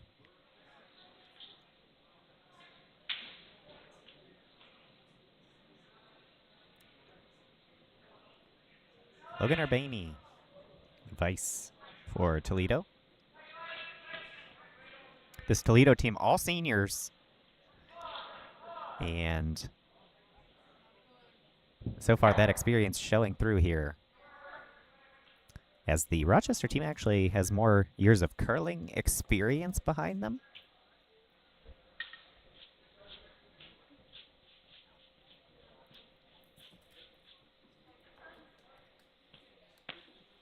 But so far for Toledo, paying off having a team of all seniors.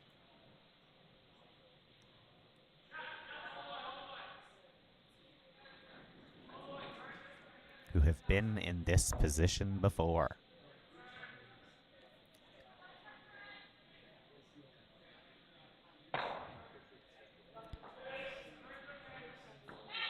As Rochester makes contact with the Toledo stone.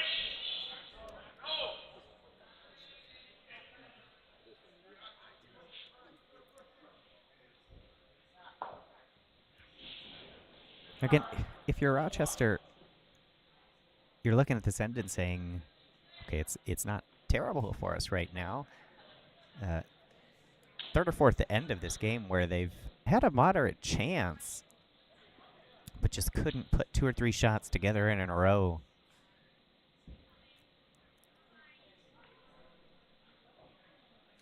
And now Toledo, who has just been on top of their guard game, throws another one.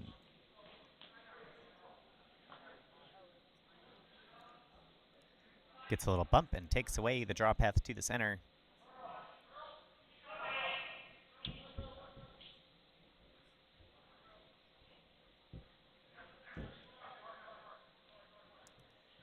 And so an angle raise call here from Rochester. They'll try and catch the outside corner of their own stone, shoot it back into the yellow.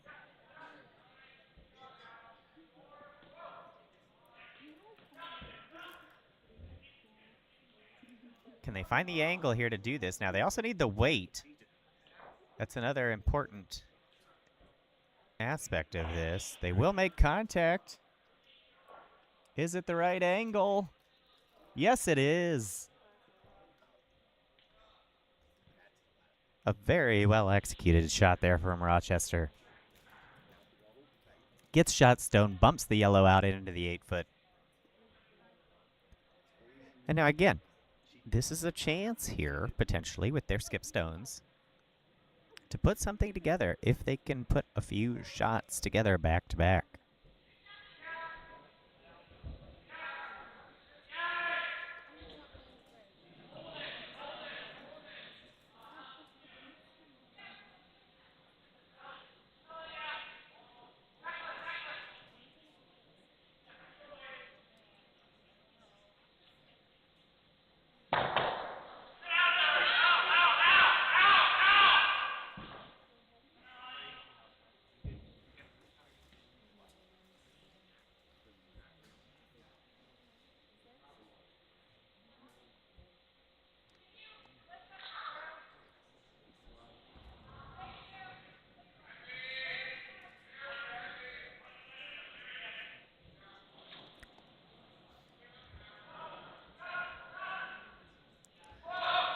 So I guess another guard here from Toledo trying to guard their rock that's out in the 8-foot.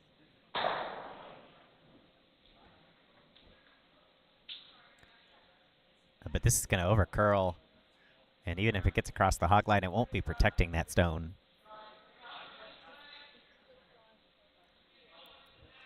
And now Rochester going to go after it. And if they can make a hit and roll here, boy, oh boy, you could be looking at 4.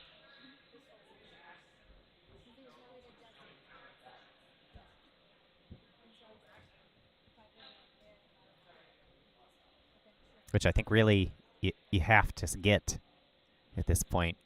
3 means you're trying to steal 3 in the 8th end just to tie it. But if you can find 4, you got a chance. So it's on the way. We'll see what they can do here. Calling for a sweep, sweeping it hard all the way. Will they hold it to make contact? No, they won't. It wrecks on a guard.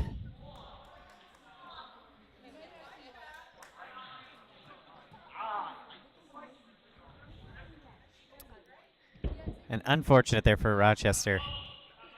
Again, the door was just ever so slightly opened by Toledo on the missed guard, but not able to string the 3 or 4 shots in a row you need to put together an end.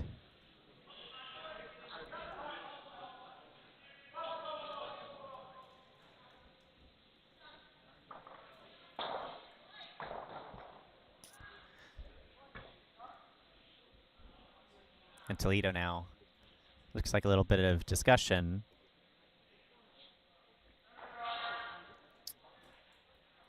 Because if you leave that hit open again, you do give Rochester a chance at 3.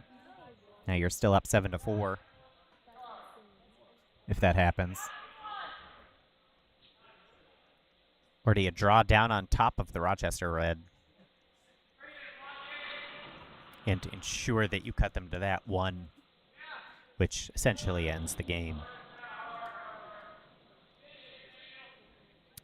And it looks like that'll be the call. Now this is tight.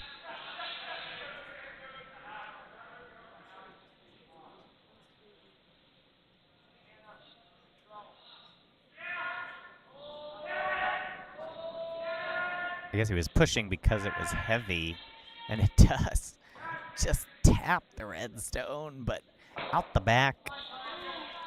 And so Rochester skip here, Liam Hazard.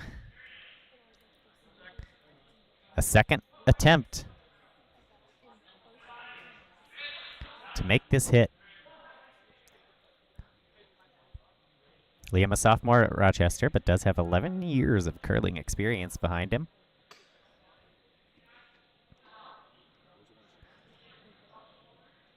So got to hit the nose and stick around.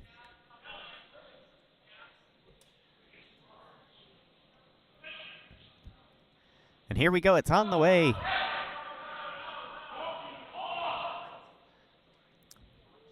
Some back and forth on the line call here on whether they need to hold it straight or push. Now pushing it over. Pushing. Does it stick around? No, it does not. Just out the side. So that is a score of 2.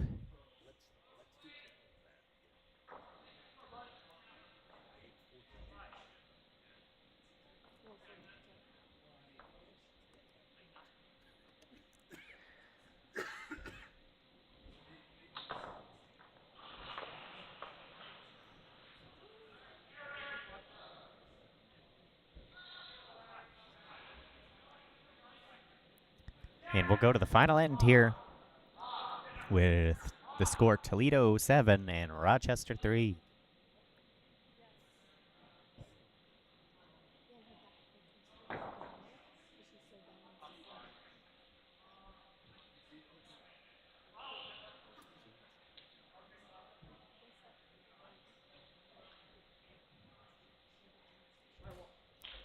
If you're not familiar with curling scoring and you're looking at the scoreboard behind the players going, wait a minute, it looks like the score's 7-6 or 6-7.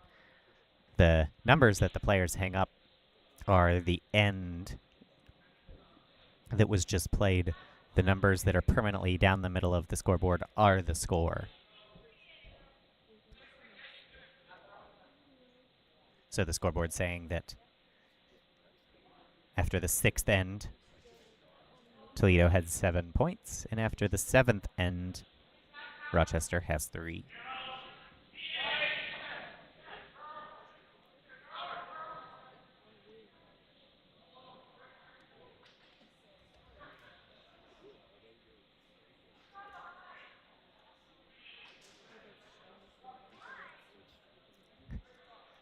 It's a big effort there from the whole team sweeping to get that Rochester guard across the hog line. And we'll see if Bowling Green elects to go underneath it. A lot of times you just want to throw through here. You don't want to risk giving the team that's down 4 points guards to mount something, put an end together and have something silly happen. So Toledo's going to make sure all their rocks are in the house or through the house.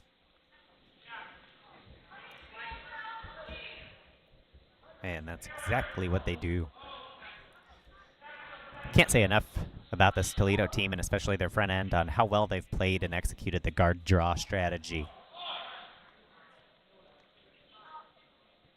Every end putting the pressure on Rochester just after 2 or 3 stones, because they constantly have a center guard and a draw underneath.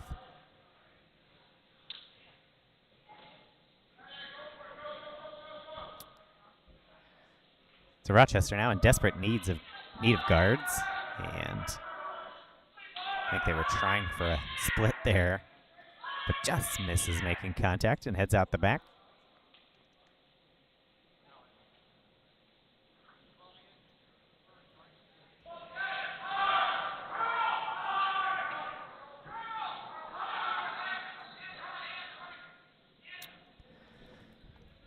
So Toledo calling for a guard here. I understand the strategy. You want to protect your shot stone that you have now. The risk here is that Rochester can come down the other side if you leave this guard a little bit wide.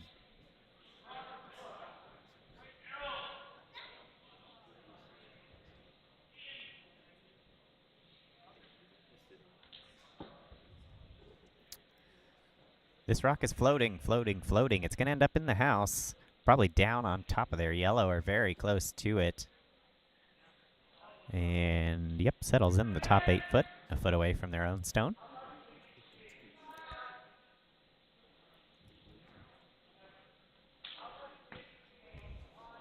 Not a bad result, though, because forcing Rochester to try and throw a double here is essentially forcing them to lose a stone. And every stone they throw chasing you is a stone they're not using to mount an end to try to come back in this last end.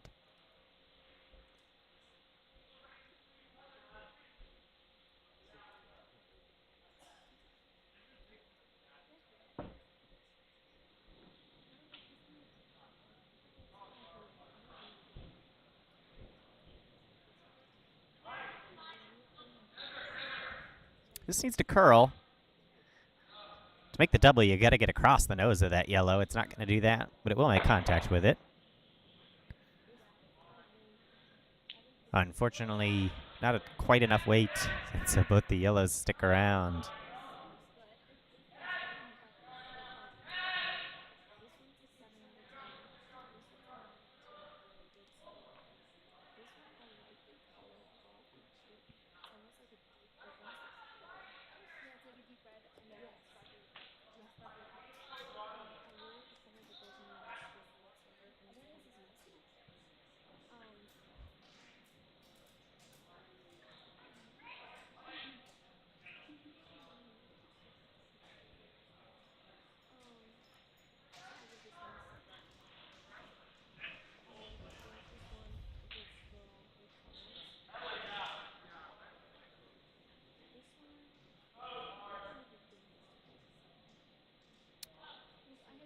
And a top 12 biter there.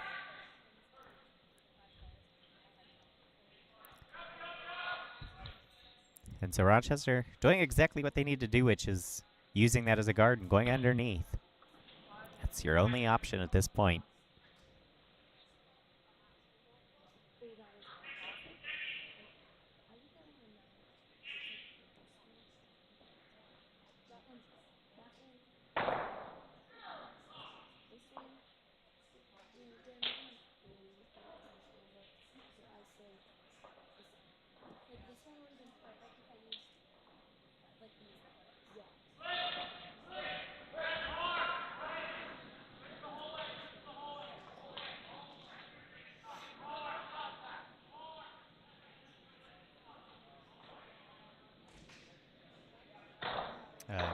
think the call was for a draw. I'm not sure. This is going to end up being a hit.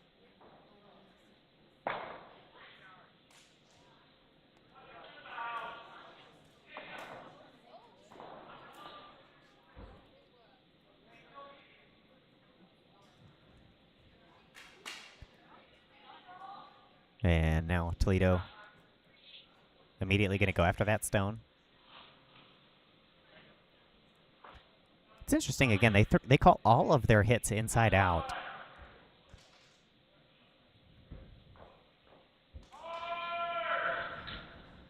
Not a strategy you see too often.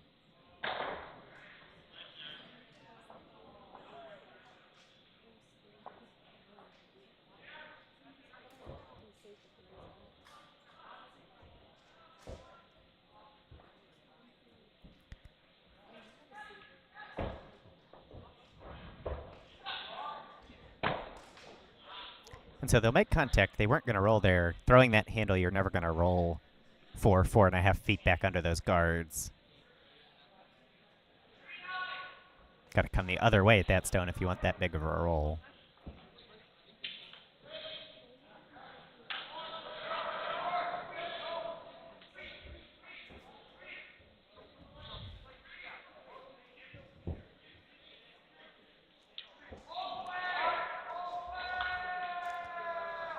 And now Rochester, who needs to score 4 down to their last 4 stones.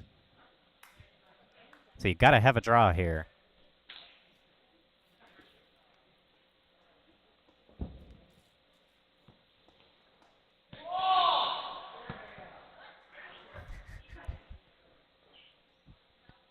I don't think the team was quite all on the same page, but the Skip understands we have no choice. This has to be a draw.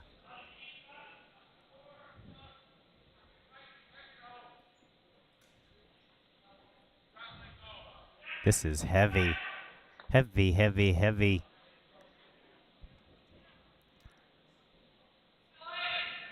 And that rock will go out the back, effectively ending the game. And handshakes from the Skip there for Rochester. So that will end the game. Rochester conceding here in the 8th end. So the final score here at the Penn State Steel Spiel.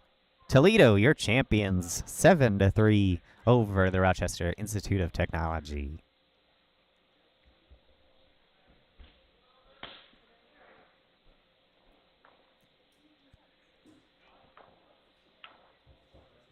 A great game there by Toledo. Can't say enough again about their lead and their second. The execution of throwing guards, throwing underneath them, just constantly pressuring Rochester every end.